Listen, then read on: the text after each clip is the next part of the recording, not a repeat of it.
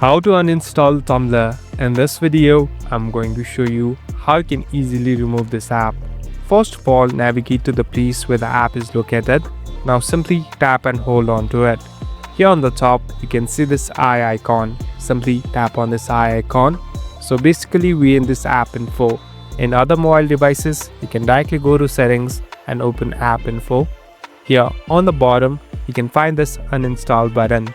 Tap on uninstall.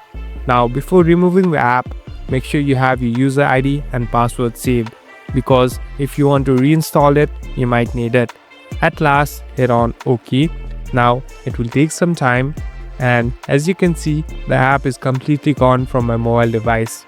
So you're all set to go. Thank you for watching this video. I hope this video will help you.